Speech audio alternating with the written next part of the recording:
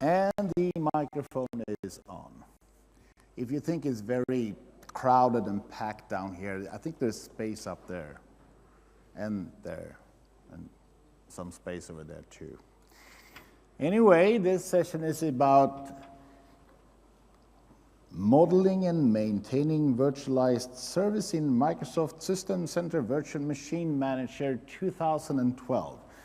If we just add a couple of words to that, it's impossible to type on the screen. My name is Michael Nystrom, but everybody calls me Mike, and I work for a company called Trusec. And I do live in Sweden. I've seen my office 7 times this year from the outside. Last time I checked, I did have a desk, but I didn't have a chair. I work around the globe as a trainer, as a speaker, as a consultant, which means that I still work for my money. And I still try to con and insult customers the best I can, which is the word for consultant. I'm also an MVP in setup and deployment, and I'm MCT, and I'm a proud member of something called STEP, which is Springboard Technical Expert Panel. What I do is always deployment, virtualization, and system management. In different shapes and different variation in different sizes of different companies. So I do both client and server deployment. I focus on server deployment. And by that, virtualization is a natural thing to do. And if you do have any questions, you can, of course, wait until the end to have a private chat with me, or you can just ask. That works for me too. So the purpose of this session is very easy. It's to try to explain how the services in Virtual Machine Manager works and how you can use them and how you can use them together with private clouds and things like that. This product is still in development, which means this is the public beta version I'm going to do demos on. It has only blown up like 2 or 4 times per day so far. Otherwise, it's very stable if you don't touch it.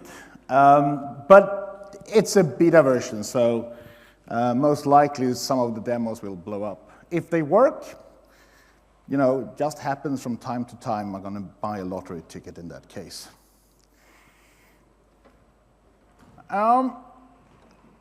System Center Virtual Machine Manager has gone through a couple of steps. Anybody familiar with a product called Operation Manager?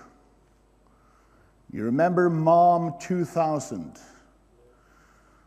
Oh my God. Well, it could be used for different reasons. I did a deployment, I did a couple of deployments both on Operation Manager 2000 and MOM 2005. And at that time, people were asking me, is it possible to monitor a service? And the answer was, not really. You can monitor multiple machines, and then you can make a calculated guess. If both of them are dead, most likely the service doesn't work. They improved that. Now Operation Manager 2007 is, becoming better and better. And this is the journey System Center Virtual Machine Manager has just started. It used to be, here's the application where you can stop, start, move, and create your machines. Questions? I mean, you could do a demo in 1 hour, and that was the complete training on the product too. I mean, it wasn't that advanced. Now they added things. They added high availability support. They added perform better things around PowerShell, around deployment. Now we can deploy servers, physical servers from within the Virtual Machine Manager console. It has support for patch management. It can claim its own Pixie server and use that. So there's a bunch of things around deploying host machines. And then we suddenly implemented a new word called Fabric. It's fantastic. Fabric is stuff. It's very easy. It's things like networks and VHD. We used to call it just the library, but well, now it's other things too. Then we have the cloud management. Of course, we need the word cloud in any product nowadays, otherwise you can't sell it, which means that we have cloud. But on the other hand, cloud really works. It works internally for us. We have a bunch of instructors. And we used to have could I have a couple of VMs? And I got pretty bored and tired of that. So instead of having a couple of VMs, I created VLAN for every instructor. And now we have a private cloud. They go into a portal, they build whatever they need to build, and the usage of our hardware and servers has increased from nothing to 110% or something like that. So we need to buy new hardware to keep up the way they're building labs. But that's the purpose. We want them to use what we have bought. And then we have the service management, of course, which is also new things like service templates and application deployment. And now we can build things around a VHD file and say, here's the VHD file, and here's the application, and here's the database, and I want this to be deployed as a package. And I want to modify that package, and then I can do service on the package with service windows and stuff like that, which is pretty convenient, of course. So services is actually, I would say, two things. The one is the template, which is the starting point for everything. It feels kind of awkward when you start doing this. Has anybody played with this? Download the beta version and things like that? No one? A couple of them? Have you downloaded the pet shop things you can download? Okay, so I'm going to show that later on. But for anybody who wants to play with this and don't have a dedicated developer that you can shout at to make applications, you can download a package of apps, databases, VHD, so you can actually build this and try this without having a friend that can write code. I, for instance, are one of the lousiest program developer ever. I can't write code at all. I can do HTML if I'm allowed to Google first. Oh, sorry, Bing first. Need to Bing here. Anybody tried Bing? Anyway, the template is where you create things, and the instance is actually what is then running. And in that we have web deploy packages, and we have virtual applications. Now, there are some discussions around this and say, you know, is server app V the same thing as app V for Windows 7? Well, it spells pretty much the same, but then it ends. It's also, can I take a Windows server and then install the app-v server client and then install Active Directory and have Active Directory as the bubble? No, not really. That was not the intention. This is the intention of doing with web applications and databases and database applications. Things like Active Directory is part of the infrastructure, and that is maintained differently. It can be maintained in services, but you do it pretty much differently. So the purpose of using services is that you can create multi-tier applications across multiple servers, but treat it as one thing, and then you can move around it and do whatever you like with it. You can export it, you can import it, so you can have a test environment where you build everything and you verify that it works. Then you can export the configuration into the production system and just deploy. And, you know, magically works almost every time, because there's a couple of things that isn't that nice. If you do test it first and you do an export and import, then it works. You can easily scale out because a service by itself has a scale out function. You just define and say how many database databases do we need in this application? How many middle-tier application servers do we need, and how many web front-end servers do we need? You just increase the number and say, scale out, and it will do that automatically.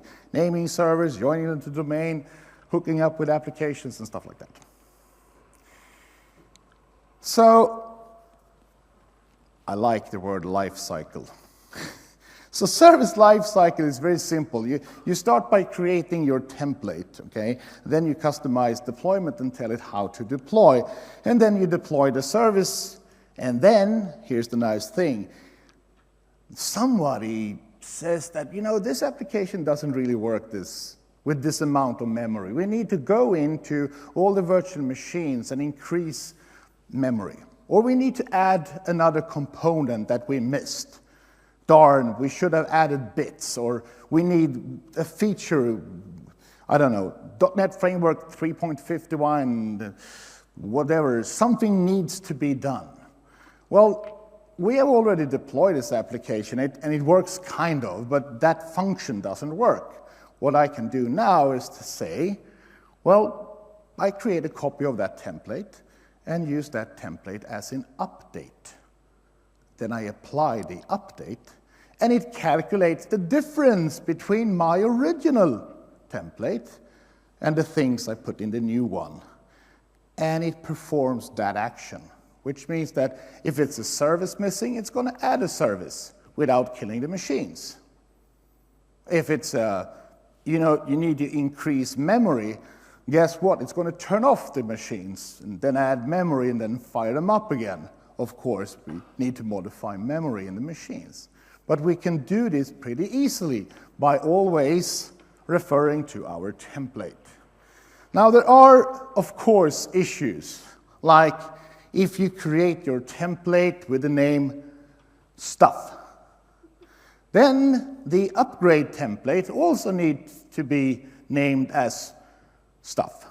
You just increase the version number within it. See, if you have a real bad naming from the beginning, you will keep to have a really bad naming forever. Which means that when you play, it doesn't matter, but when you really do this in production, naming is going to be very important. Otherwise, you have no clue. We have a service called stuff. Is that important? Yeah. That's the business system. Don't turn off stuff. What stuff? What is stuff doing? I don't know. It's just important to turn it off, please. So the template is a starting point, and we have a new service designer, which is pretty easy to work with. We define everything in that machine that we have in the either library or in fabrics, and then we just modify it in the way we would like this to be. So in this case, you can see this is three-tier system. Everything is connected to the same network, the global network called Redmond. I guess that's in the United States somewhere. 3 network adapters. We have a SQL server. We have a mid-tier with applications, and we have a web. And down here, you can say this machine tier can be scaled out. And we had defined that the maximum instance count is 10, and the minimum instance count is 1. Which means that if I deploy this, it's going to be one of each these machines, because this is 3 machines. But then I can add 9. I can't add 9, more than 9, because this is limited to 9. However, I can, of course, change this template and say, hey, it's fine to go up to 50, I don't care. We have a ribbon and blah, blah, blah. You're going to see this. I'm going to do a demo on that anyway. So we have the capability, of course, to do single-tier services too, which is pretty easy. A single tier is just one machine with a bunch of configuration. And even if you don't use that in production, I use that to verify that everything is configured correctly. I don't really deploy a solution with 45 servers, wait 14 hours to realize that I missed one command line. It just blows up. So I try each and every service type as a single-tier service. But you can use this instead of having just a VM. There's a difference between a VM and a service. If I package a VM in a service, then it's manageable as a service. Otherwise, it's just a VM, and you need to configure everything in the VM manually. Also, as soon as you have it as a service, it will do other things that normally doesn't apply. Things like adding roles and adding features, which we can have in the templates. We can't use those if we have just a VM.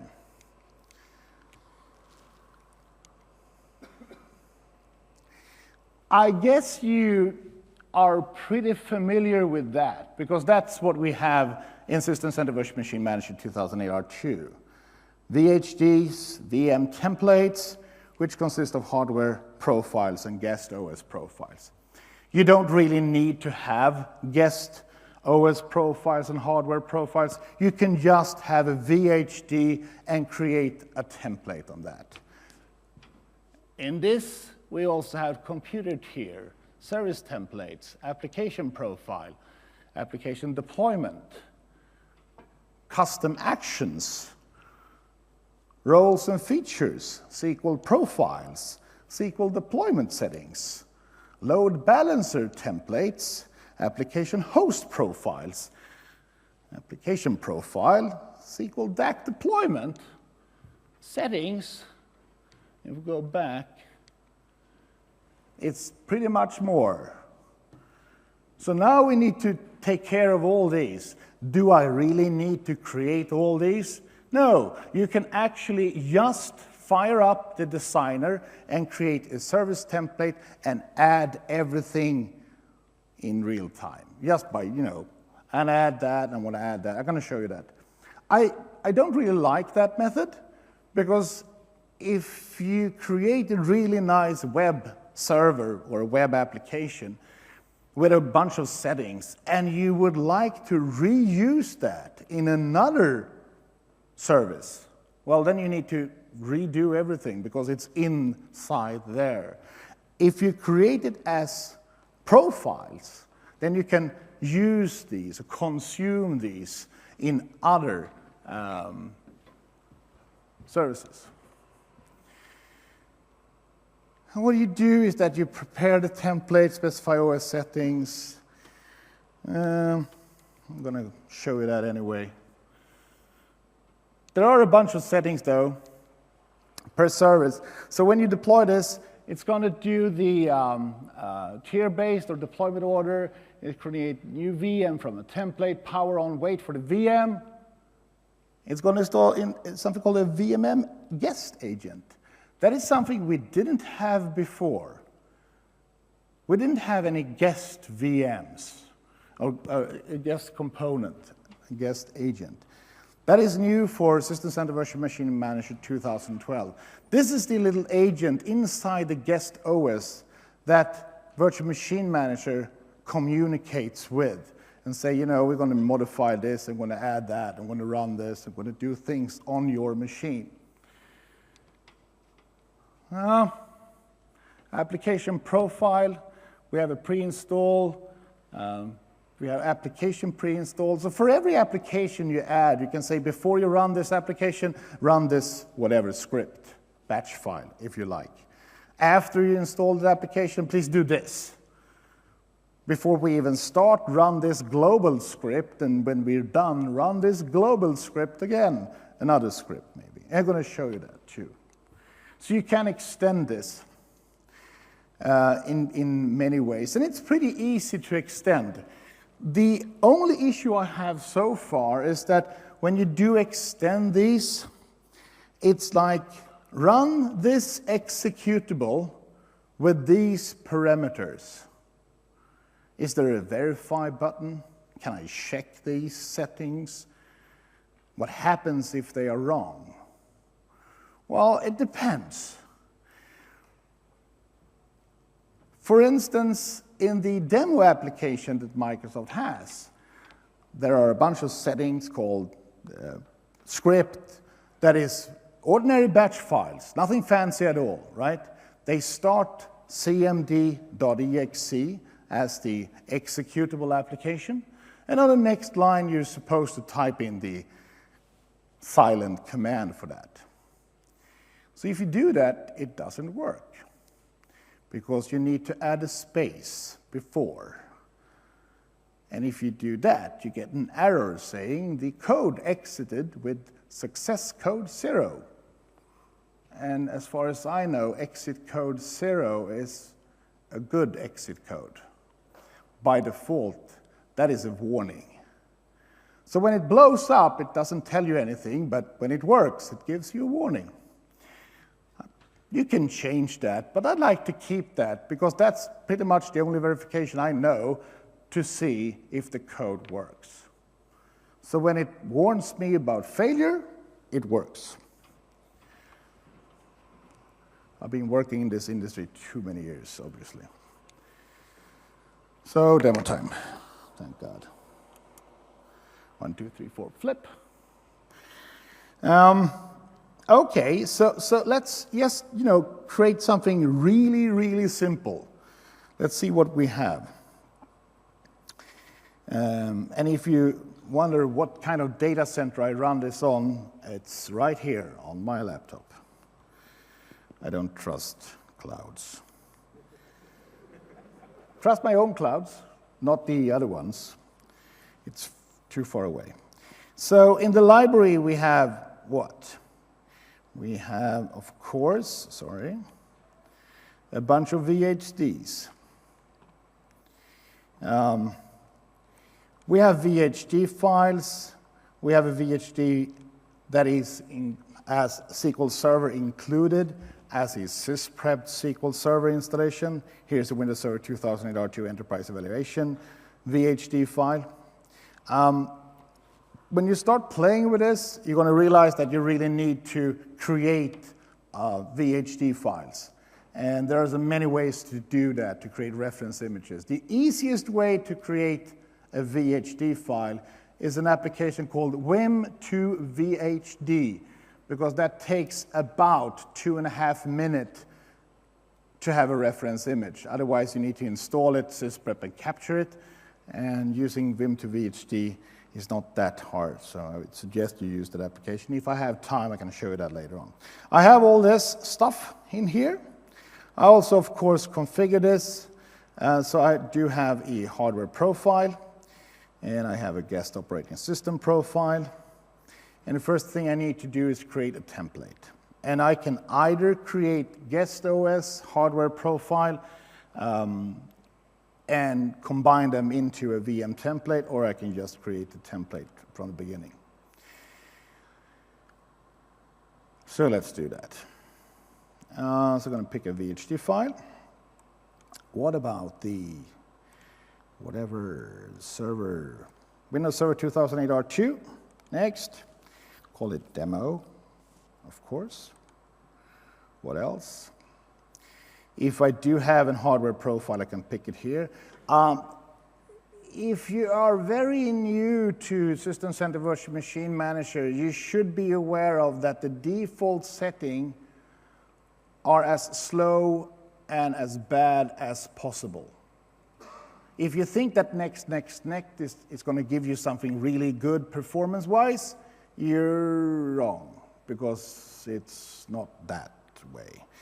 There's a couple of things that you should fix on each and every machine. Number one, cloud capability. You need to define on what platform this can run if it runs in the cloud. Number two, processor. Here's a setting called Allow Migration to Virtual Machine Host with a different processor version. You don't really need to check that. You will discover about 6 months from now that you were stupid that didn't check this, because now you're buying new hardware and you can't move the machine because they have another revision of the CPU. So I always check that. Yes, I will lose some of the unique processor feature that we have in each and every processor revision that nobody knows about anyway, so I don't really care. Memory, maybe you should switch over to use dynamic memory, whatever you do, 512 megabytes for running a Windows Server 2008 R2 is not really enough. Here's what it actually needs, but it's just a demo. We don't care about those settings. Here's another thing. Hyper-V has the capability of hot add, remove hardware, hard drives especially, but only on the SCSI interface, which they don't include in the original template. So here we go. Add a SCSI adapter. It doesn't cost you anything. It comes with a warranty. If it's broken, you can email to Microsoft to get a new one. Just have one, because if you have one, you can add a hard drive at a later time. You never know if you need one.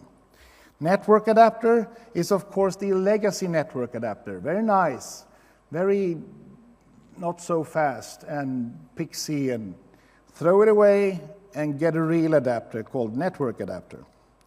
And you need to connect that to a network too.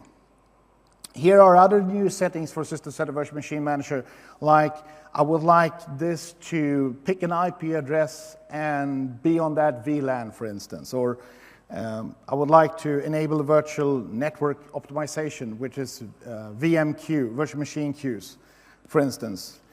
And then we have the MAC address, and this is another thing that, this is a bad thing in 2008 R2. Everything is dynamic, which means that every MAC address is dynamic. What's the problem with dynamic MAC addresses? Anybody know that? Sorry? Yeah, migration is one problem. The problem is that when you do dynamic MAC addresses, it's not System Center Virtual Machine Manager that assigns the MAC address. It's the Hyper-V host that gives the MAC address. And every Hyper-V machine has its own range, and they can overlap, which means that potentially, suddenly, you have multiple machines having the same MAC address on the same network. And trust me, you don't get a warning in the operating system say, duplicate MAC address found on the network. That mechanism doesn't exist. You just have an issue, at least. So in 2012, we can do like that. That means I would like to have a static MAC address, but it's going to be assigned from System Center Virtual Machine Manager's MAC address pool, which is pretty convenient. The rest of the stuff is not important. Next. Operating system is another fun thing. You have all these things, but here's one of the most important things. You need to pick the right operating system, because depending on what operating system you pick, the rest of the dialog boxes will be different. People tend to miss that. But I created a template, I can't deploy it. So why is that? Well, if I pick a Windows 7 and go to,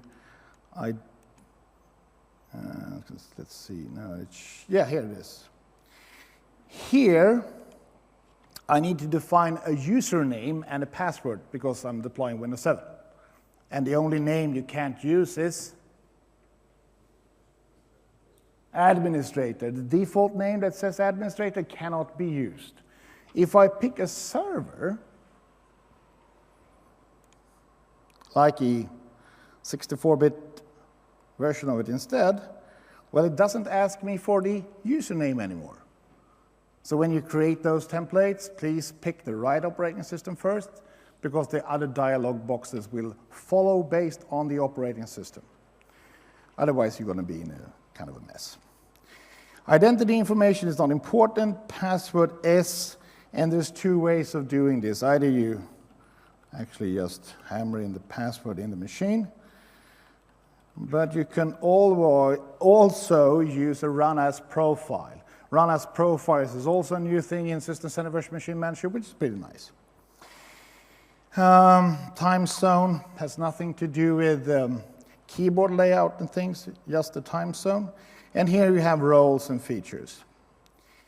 And it says, well, it doesn't work if you don't have a Windows Server 2008 R2 or above. And here we can add like .NET Framework. We can add feature like important features.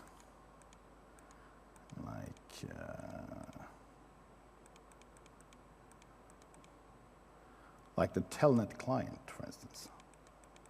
One of the most important components we can have.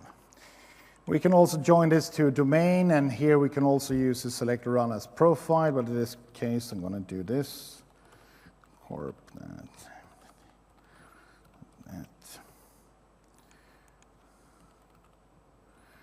And you should never, ever use this account.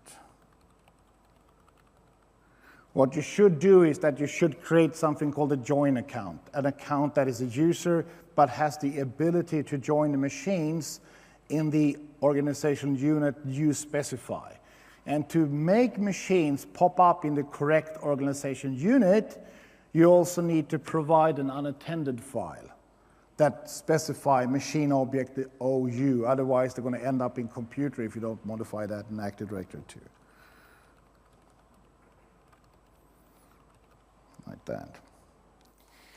And you can, of course, have an answer file. And here's another reason why it's so important that you pick the right operating system. If you pick a 2003 server, you can't really add unattended XML files. It's going to be CIF files. But when it's a 2008 R2, well, then it works. Oh, God. And now you tell me.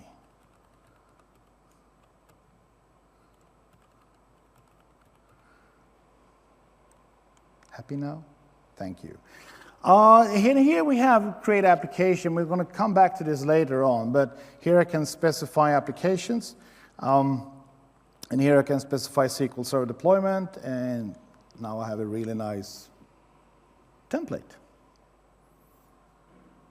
Hopefully. Oh, there it is, demo. Let's deploy this. Create virtual machine. And I can't do that.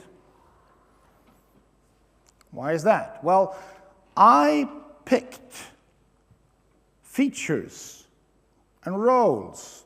And when I pick features and roles, I need to create a service. Otherwise, I can't deploy this. Oh, well, I can deploy it without the roles and features because they will be ignored, but I'm not going to do that. Instead, let's create a service template. And here is very simple. It's kind of awkward. You should give it a name. It doesn't require you to do that, which means that everybody will be called, new service template 1, new service template 2. And as I told you before, if you then start renaming them, the connection between version doesn't work anymore. So it's pretty important that you have the name that this service template will have and continue to have. Now that was the advanced stuff. Now is the easy stuff. You bring it in here. I can show you again, but I think you got the picture. Now you can set things down here like IP addresses and things like that. And as you can see, this is a beta version, so it doesn't really pop up the way it should do. Well, if I do this, it does. Sorry. There you go. You can define an IP address and things like that if you want to do that. Well, now you can save this. You can also pick up the service template properties, which gives you, guess what? All the service settings, dependencies, custom properties, and in dependencies, you can see we are very dependent on that VHD file. We can also click on the server and select properties, and then we have the hardware configuration, the OS configuration, which we can modify. So the template you have doesn't need to be perfect. It can be a rough template with all the important settings, and then you use it, and then you modify it within the service itself. So we've done all we want to do, and we can save this. And then we can configure deployment from within here, or if we close this one, you're going to see that you have a service template called demo service template. I can also right-click here and say deploy, so I don't need to do it in here. If I do it in here, though, it looks like this. Configure deployment. Select the name and destination for the new service. Well, this is the demo service, and the destination is all hosts, or to a cloud. So if you have specified and configured System Center Virtual Machine Manager for cloud, then you can either say, you know, I want to deploy this on a couple of these hosts or this group of hosts, or I want to deploy this in a cloud. Doesn't really matter. It's a demo service. And now it's ready for deployment. Is it? It whines about something. Sorry.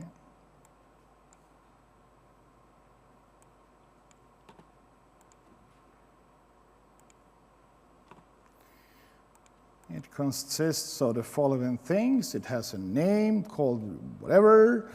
If I move that a bit, we can see this. View all properties. And then we can see it has been given a name. Since I didn't have a name on my machine, it's going to pick a name. Based on my service name, it's going to be service VM 0001, and here's the network connection it has, and the drive it's going to have, and the location it's going to be in. And I think that's going to be good enough. Are you ready to deploy? Yes, I am. If we go to jobs, pretty much working right now. And it's going to do a standard deployment, nothing fancy at all, except for the fact that when the machine has been deployed, it's going to make sure that the agent is installed. And when the agent is installed, it's going to add my roles and features that I added in the service template. Now, we can ignore this for a while we'll switch back. Any question on this? Very easy, right? Not that hard. Yeah, does it do DNS for you as well? Sorry? Sorry, will it put DNS aliases and things in for you as well? DNS aliases. Okay, so the question is, will it put in DNS aliases on the DNS server? The answer is no. It has nothing to do with the infrastructure around. That is something you need to take care of on your own, which can be done, of course, by running PowerShell scripts behind that does everything. I mean, this is the GUI style, right? You do GUI style for, I don't know, 6 months, then you get really tired of everything, and then you switch into PowerShell, and it's like, I'm going to build a service. Done. So in that case, with PowerShell, yes, you can, but it doesn't have any kind of features to affect other services that is not a part of the domain in that way. It can be done with scripts inside a machine, of course, but otherwise, no such features. Flip. 1, 2, 3, 4, flip. So we deploy this machine or this service. Then we do have an update process, because this happens. It happens all the time. Someone told me that, you forget to put in the SCSI adapter into the machines. Yeah, sorry about that. And you also had a wrong network adapter. You did deploy them with legacy. Can you change that? And you also added too little memory. We need more memory in these machines. Can you fix that? And the only thing we need to do is to update this service. And we do that by having the original service and instance, which is defined, and I'm going to show that. And then we make a copy of the service template. And then we apply the updated template to this group. And then we have a new service template, which we apply. And when we apply that, it's going to ask us, would you like to do this now? No, not really. Maybe later on. Well, you can still apply it, and then you just need to activate or perform the action to do it, and you can do that at a later time, which is pretty easy. There are different types of updates. We have regular updates, and we have image-based updates. And this is something you can choose between. In some cases, an image-based update is very, very smart. And in other cases, a regular update is smarter. Let's say that I want to add more memory.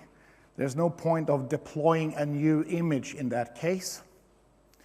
I want to add a feature or a function in the OS. There's no need to replace the operating system image. You have created a new reference image for Windows Server 2008 R2 that includes Service Pack 1 and a bunch of critical fixes. Now it makes sense to rip out the operating system and replace the image with another one and put the applications back. So this is what we can see people are doing, because it takes approximately, I don't know, half an hour to apply Service Pack 1, but it only takes like 25, 30 minutes to replace the OS. It feels very strange the first time you do it. You said, what, rip out the OS? Yeah, yes, put in a new one. And that's going to work. Well, have you ever had a failed Service Pack installation in your lifetime? I bet you had. I have had many of these, and most of them are me and 4 guys from China that had exactly the same problem when I Google for it. If I do Bing, I don't find anything. When I call support, they have never heard of this, and I'm the first one on the planet. And it's like, hey, I'm spending hours and hours on, ridiculous stuff. It's faster to just wipe and load. We never done this with operating system before, but since we have AppV for server, it actually works, because that's going to save state. So we can do this. Doesn't mean that you should do that for everything from now on. Please try it first, right? But you need to make a decision here. Either you do it the one way or you do it the other way. Interesting here is moving from Windows Server 2008 to R2. I mean, that's a pretty big difference. Yeah, I just rip out the old one and put in the new one. Are you sure my app will work? Yeah, we tested it. Just, change. Is that going to work with the next version of Windows? Hope so. That's going to be really awesome. If it works, they're going to make sure it works. So we have all these steps that goes through. You select the way you're going to do. There's something called machine-based on upgrade domain. You need to remove it from the load balancer. We have the capability of adding our own code here if we would like to do that. It goes on, and you can add your own code again, and then you have an uninstall application, and you have an install application. And before each of these steps, prior and after, you can add your own, run this whatever VB script or CMD or batch file or PowerShell script or whatever you like to run. And when it's done, it's going to add it back to the load balancer if you have one, and then you're done, which is pretty convenient. If you select the other image-based updating, well, in case of image-based, well, we do the same. We remove it, we add data disk to the machine, and we store data. We store the user state, or machine state actually, to another drive. We swap the OS drive, customize the new operating system, so it's actually a new install, and install the application and restore the unique data that we had. So we're going to restore the old application. We're going to install the old application, but we're going to restore the unique data that that server actually had. So every changes that has been done on that machine is going to go back to the machine. And we have a couple of points where you can put in your own code if you like to do that. And going to add, and it's going to be done. So these are the two methods. The image-based, I haven't really used it for real since most of my machines today run 2008 R2 Service Pack 1, so I didn't really try that. I have a couple of machines running 2008, but those applications are not packaged at all. The developer that created them doesn't work for us anymore, of course, and we don't know his phone number or email address either. So they are just, don't touch. But I will use this method when the next operating system comes. I can trust you that. You want to see this? It's pretty cool. You don't have an option. You're going to see it anyway. It's still creating a machine. It's almost done. It's pretty good for a laptop to deploy a server in, 5-10 minutes. So let's pick up another service we have. Go to the library. We have something called a tiny service template. Tiny service is actually something that runs right now. And let's see, here's tiny service. Tiny service is this. Tiny service is 2 servers that runs telnet server. So 2 telnet servers. You can connect to them and type directory, for instance, and then you get an answer back. Pretty much pointless servers, that's what they do. Now I want to add something to those machines. I want to change something in those machines, and I don't do it on the VM. I do it in the library on the template by copy that, and then I get a new one. Here it is. I open it in designer view, and here it is. And then let's open this, go properties, and say, application, OS configuration, features. We want to add something extremely important, like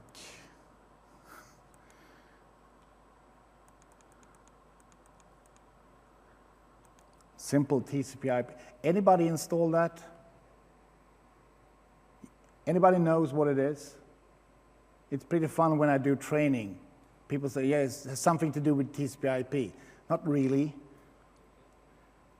Most fun part with that is it contains a quote of the day server.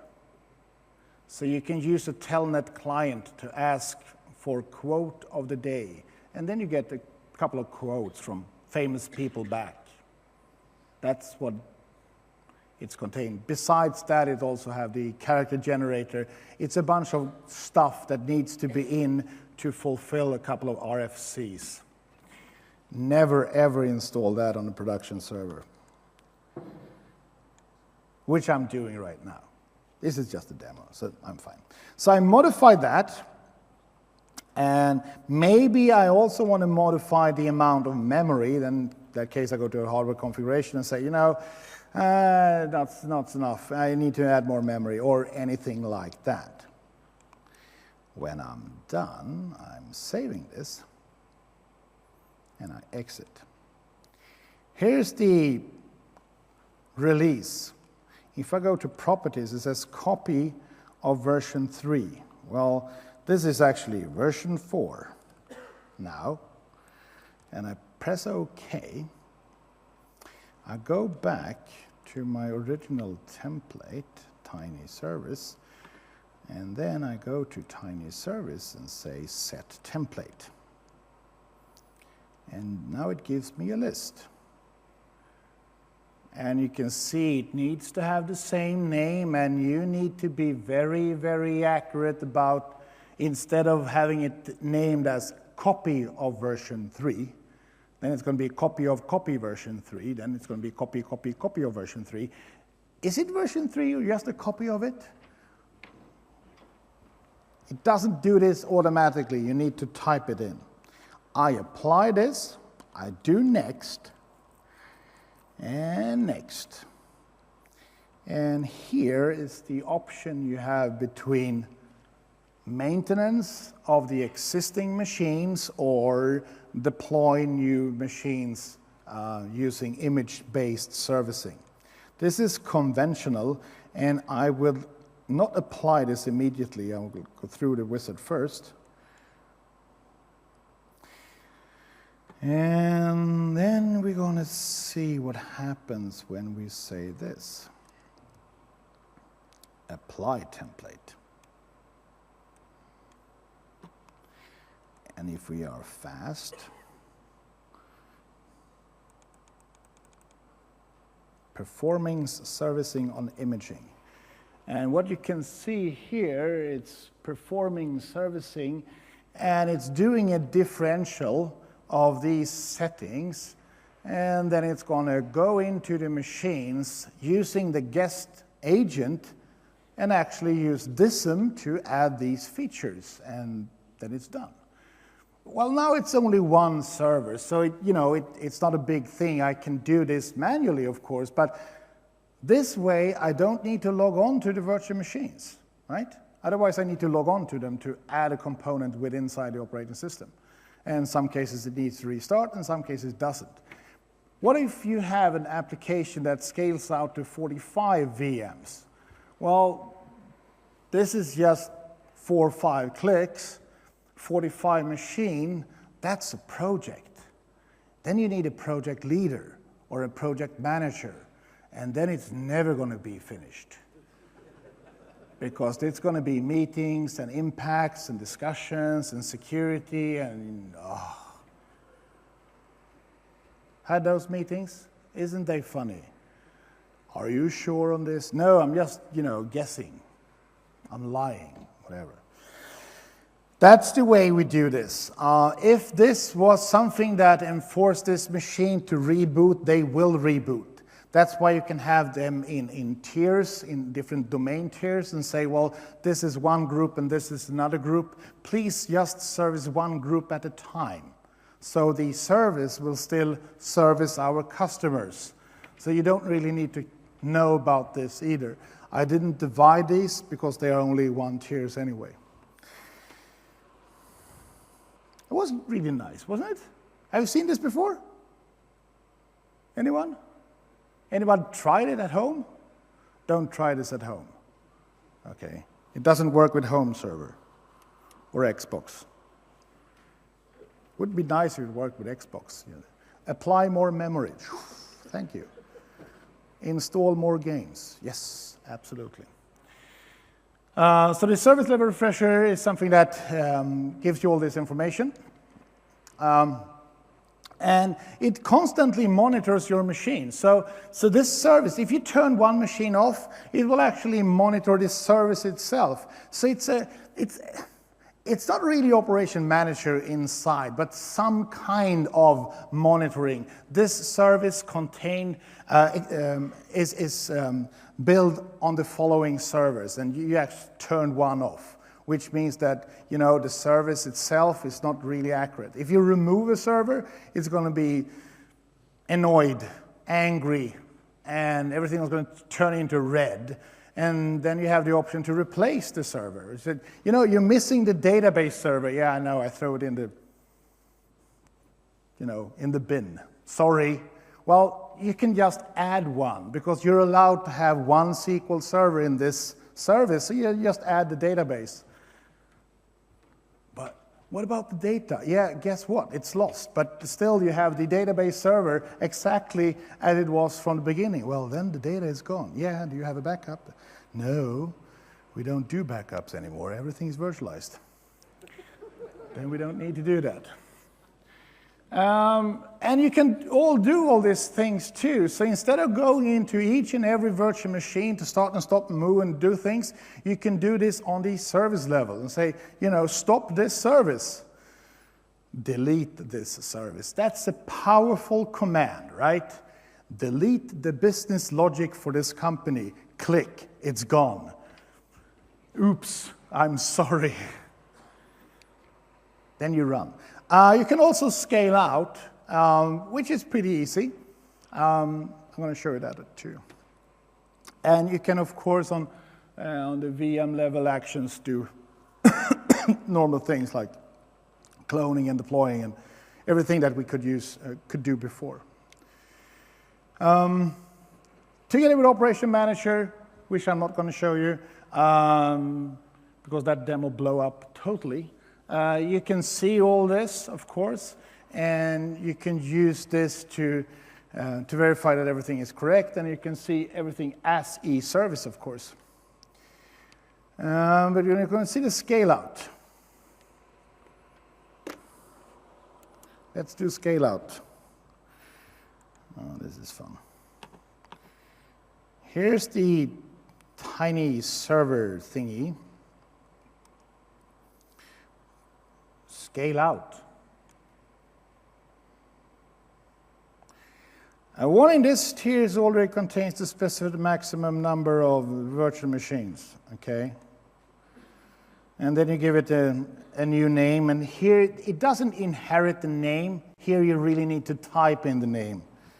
New machine, demo 2.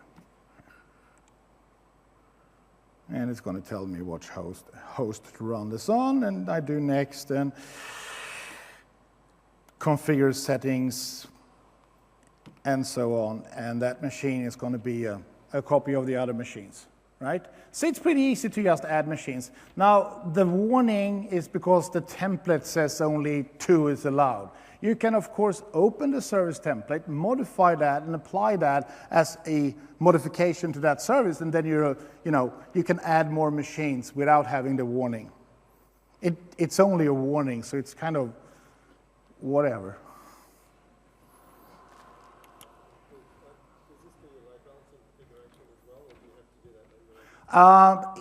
So the question is this the load balancer? Well, if you do have a load balancer, that's going to be a part of this. I don't have a load balancer on my laptop, but if I had one, that will be a part of the service, right? So it will automatically fix the load balancing for you if you have configured it correctly. Yes? Sorry to interrupt your session. No, it's okay. Actually, tomorrow, 5:30, and Friday, 1:30, I'll be speaking about SCVMM and network and storage connectivity. So if you are interested in network and load balancing, so come to my session. Perfect. Sorry. Thank you so much. No, it's fine. It's okay. Of course, you can also import and export these, which is not that hard. And it's pretty neat, especially when you have a demo environment or a test environment. Well, you have all this, and it's like export, okay. Point to somewhere, like, I don't know, here. Okay. Done. And now, of course, I can import them if I want to do that too. So that's not really advanced, but it's very convenient. So I think we covered most of this. We covered everything. There are a couple of other sessions though.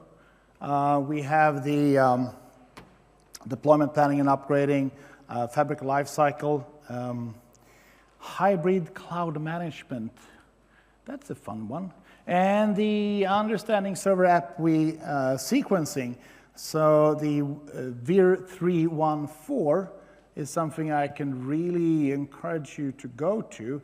Your session is on the list? 316.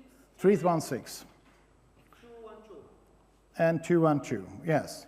So if you're into Virtual Machine Manager, I mean, it's a major release, right? A lot of things are happening, and Microsoft is still trying to figure out what they've done. Hopefully something good.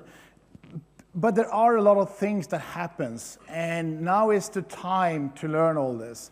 If you want to play with this home, you want to try multi-tier applications, well, don't build one because it's going to take you forever to do that.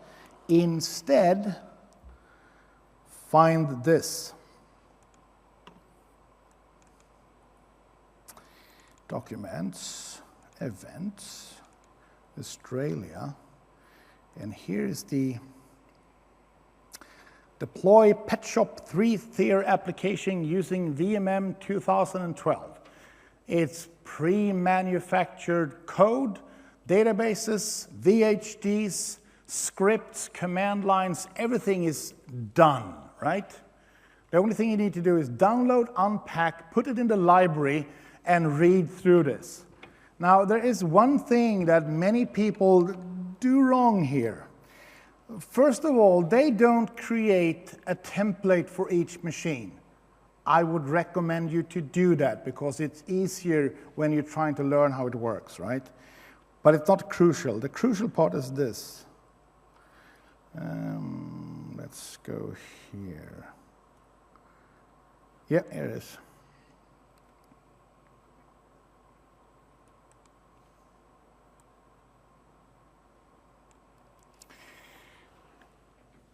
It doesn't really tell you need a space before /Q. But you need that. Otherwise, the command doesn't work, which means it doesn't install the AppV sequencer application, it doesn't install the agents, so everything just takes forever, and then it says, didn't work, sorry. You don't really want to troubleshoot that. So that is the only small thing. So if you remember that, you need to have a space in the first line on every command, then everything works. It takes a couple of hours to do this. It's worth every minute because you will see how it works when you're done. You remember this?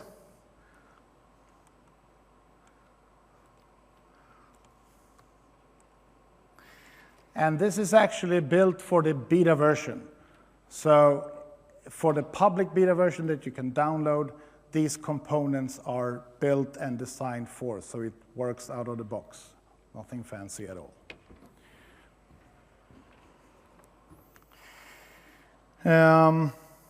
So, one last thing is this. When you create these bigger templates, they look like this.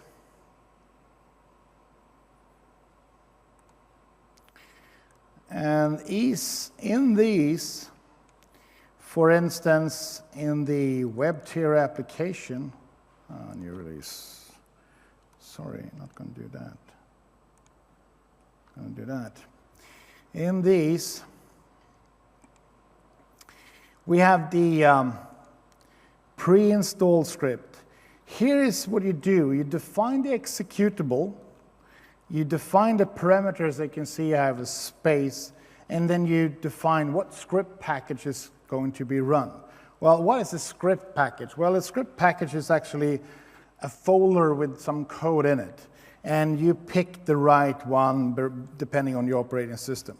So if we go into the file system, I mean, is this really advanced? No, it's not. Here's the apps, for instance. And this is .NET Framework code, and here's the scripts. For instance, here's the SQL script, which is a batch file. So you can modify this if you like to, tweak them, add some logging logic to them if you don't find this logic good enough.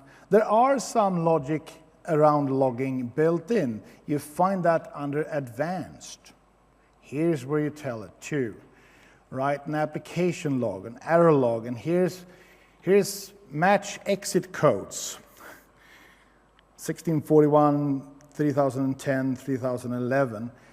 But as you can see, match exit code, match any value other than 0. And that's going to generate an error, which means it works. So in the reality, you maybe want to switch this into another setting because 0 is kind of perfect. But that's how you add those things. If you check the other one with the SQL Server database, for instance, it looks pretty much the same. Here in the application, we install all the applications, the data applications, and then we have the SQL Server, which is a sysprepped SQL Server. Now, sysprepping SQL Server works on the R2 version of SQL Server. Don't try another version because it doesn't work. And here's where you defined instance name, instance ID, for instance, and the configuration around this. Nothing fancy at all. Remember to, when you deploy the SQL Server in this case, you need to have a VHD that includes SQL Server evaluation. And if you want to do this for production, you can more or less take a copy of everything here and replace the evals with another one that is the proper one and have a decent working R2 VHD file, and then everything is for production. But since this is built in the way it's built, it doesn't matter if it's evals, because they will be newly deployed, and you have a trial period of 240 days on the operating system and 180 days on the SQL database. So it works even if it's trial versions.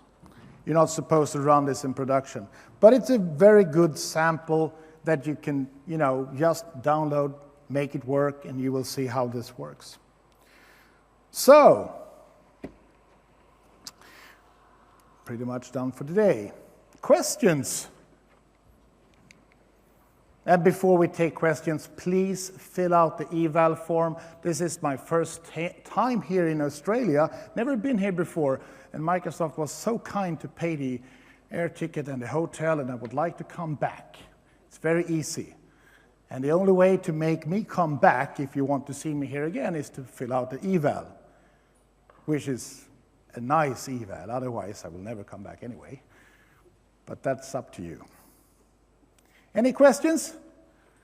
If you don't have any questions in public, I will be here for 1.5 weeks, and I will be at the conference a complete day tomorrow, and I will stay here for the next 30 hours. So please come forward and ask me questions directly.